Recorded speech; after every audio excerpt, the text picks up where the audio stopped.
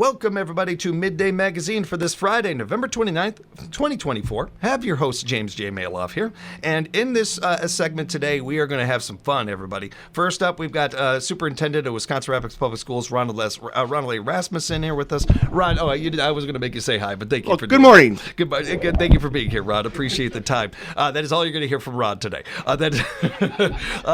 No, he brought in some great friends. He brought in some guests with us here today. We want to give them some focus and give them some time. First, I want to introduce Tracy Ginter.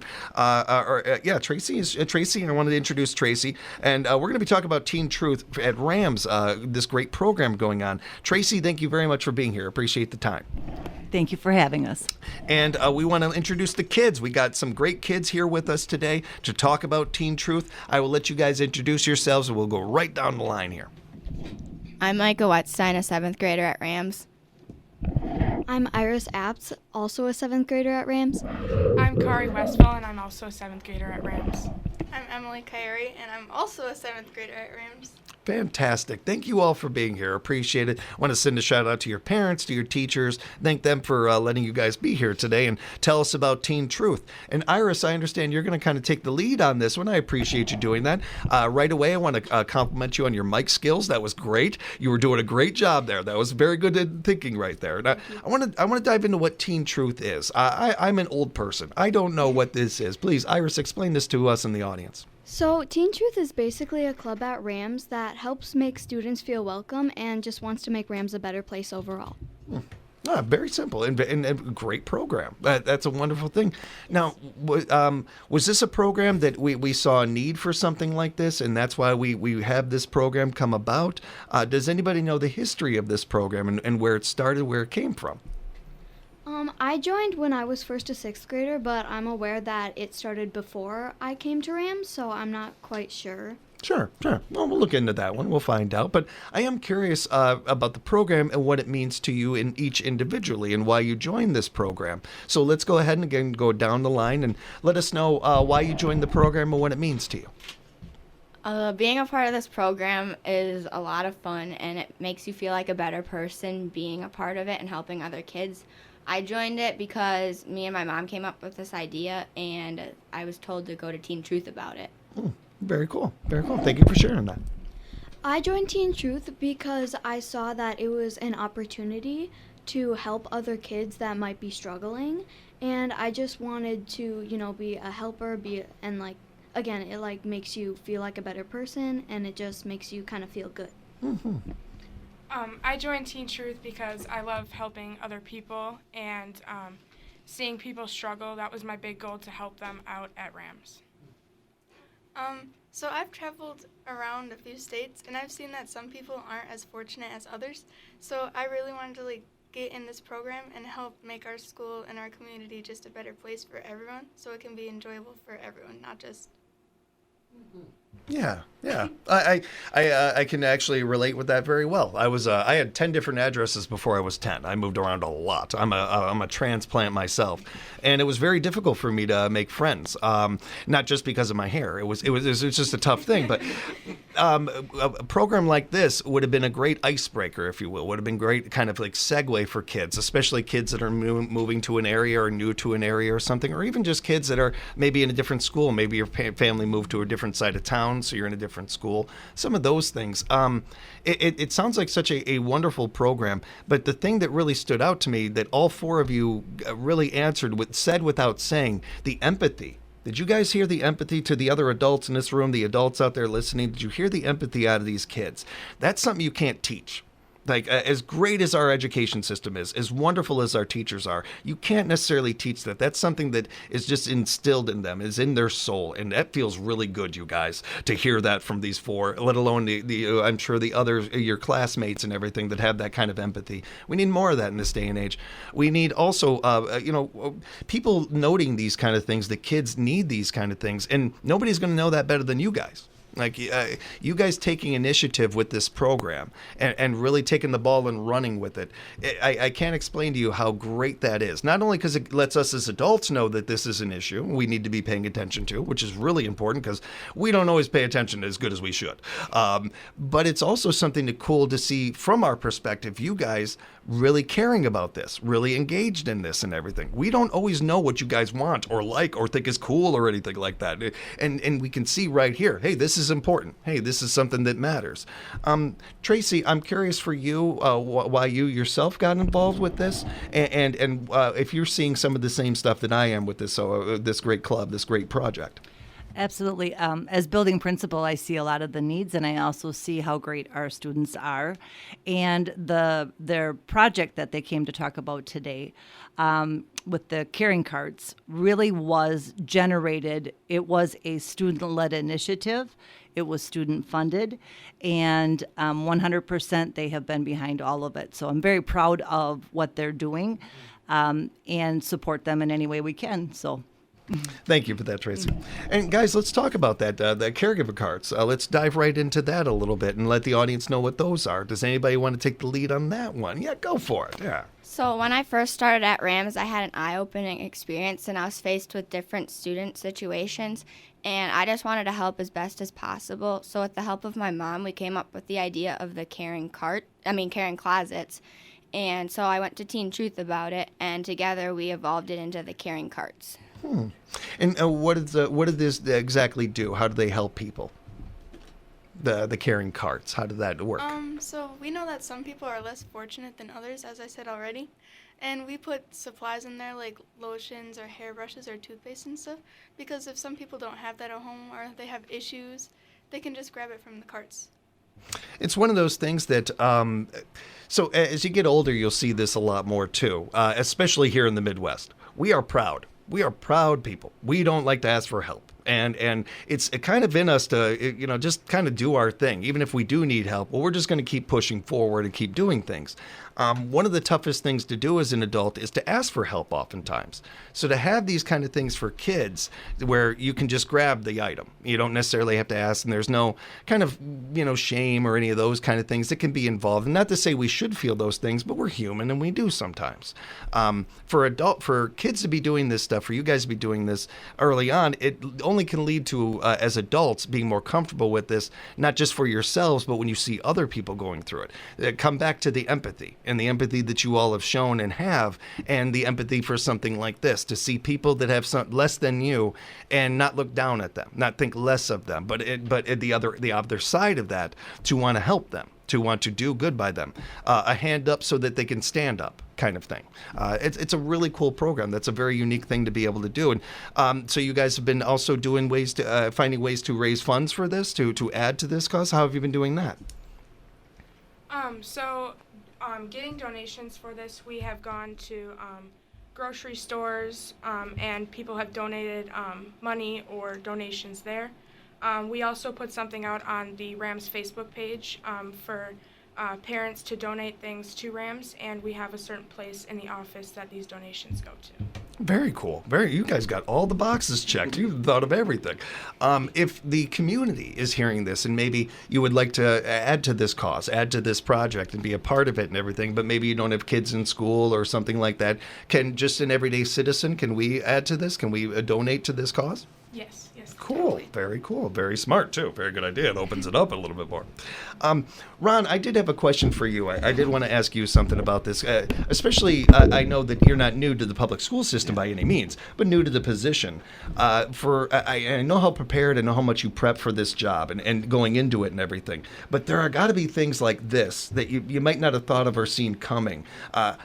What does it mean for you in your position as superintendent to see these things initiated, done so well, and so much of it involving the kids? Yeah, I think you hit on it a little earlier when you talked about empathy amongst our students and then understanding for those around them and to make decisions to better our community.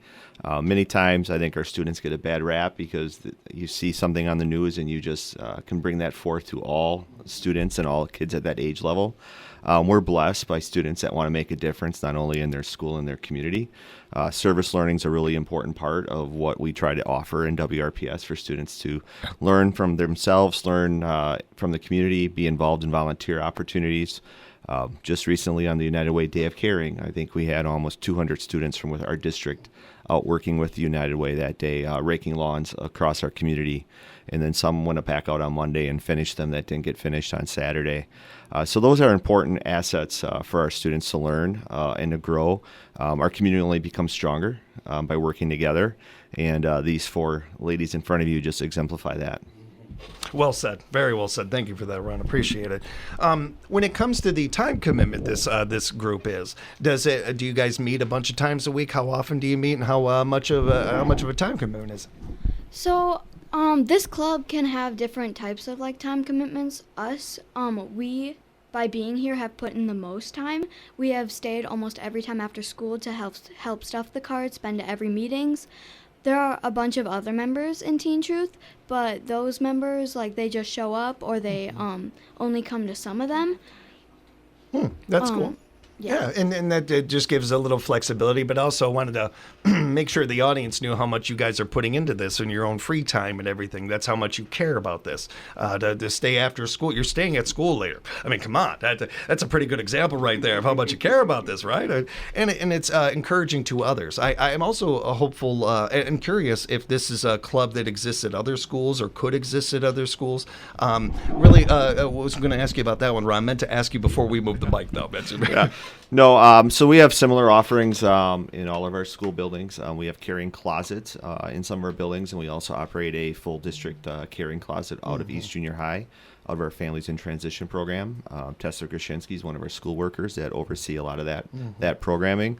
So as we begin to look even at our facilities of just providing those opportunities in all of our school buildings, it's on actually one of our discussion items right now is where we can provide that, because we know our schools are community connections, and especially at our elementary, those are hubs for us. And so what can we offer in those elementary buildings across the district to provide opportunities for families so their students feel that they have what they need and that helps them be successful later on.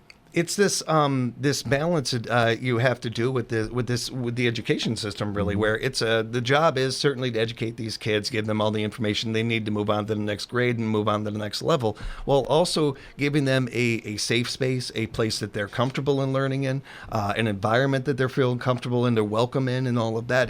To work that balance in 2024 is not easy. No, it's not, and as these for experience as social media plays into that as they get older too, is that environment of feeling comfortable in your own skin, safety and security. But we know students who feel safe, want to come to school, are going to succeed academically. So trying to create that warm, welcoming environment, which Teen Truth does at WRAMS and occurs with a variety of organizations. At Lincoln, it's our Interact organization, our Cool to Be Kind group. So we're very happy about having students that want to assist others and create that environment. Yeah. And we're encouraged not only as a community by these things, but a future of these things.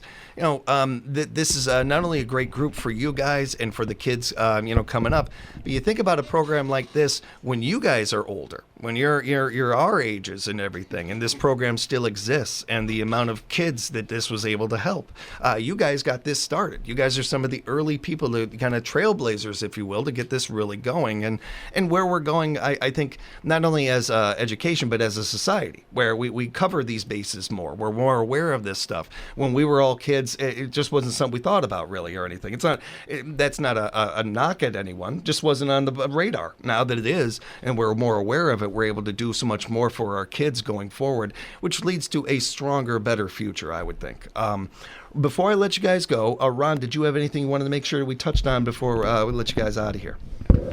So as it is Thanksgiving week, there are a few things that we're thankful for moving forth. So obviously for our students, these four in front of us are a good example today. And so just caring for others within our community. Our staff are going above and beyond. And then obviously we're supportive of our community, supporting our public schools here around the Wisconsin Rapids community. And with that community support, there is a new thing that we are launching called the Rapids Wrap. which is a new community newsletter which launched this week from the district office to all our community. So if you go to our social media, our Facebook or our Twitter feed, there is a QR code or a web address. So if you're a community member that wants to receive information from the school district, right now we're planning on it about every other month, heading out to do highlights and what is occurring within the school district. Right now it's called the Rapids Wrap. And so you can sign up, and that will be emailed to you on the email address that you supply. So just another of our communication tools versus going to our Facebook page, as we're hoping to provide some really good information for you in your inbox via your email. Two other things that I would like to hit on is we have 2 recognition programs that recognize alumni of the school district. One is the Alumni Wall of Fame, which is in Lincoln High School. When you come into the right of the front entrance, we've recognized 2 or 4 people the last few years. So if you go to the Lincoln High School website and you just search for Alumni Wall of Fame, we're looking for nominations for alumni that have made a difference either in our community or nationally or internationally, because we know there are great individuals that have graduated from Lincoln, and we'd encourage people to look for that nomination form on our website. And then the other is the Athletic Hall of Fame. We're looking for nominations for that continuing forth. And so that is also on the Lincoln High School website. So just search for the Athletic Hall of Fame, and they are willingly soliciting nominations for the next Hall of Fame class, which will be inducted next fall at one of the home football games. So excited for those things. Yeah. And the other part is that being in a school district that operates on a trimester, when the students come back on Monday, they are in second term already. So the school year is flying by pretty quickly. Feels good, right? That feels good. No, it doesn't feel good. No. Thank you for that, Ron. Appreciate all those updates. And certainly as we have you in next month or next time you're in, we'll talk a little bit about the holiday breaks and some of that and let people know those are coming up.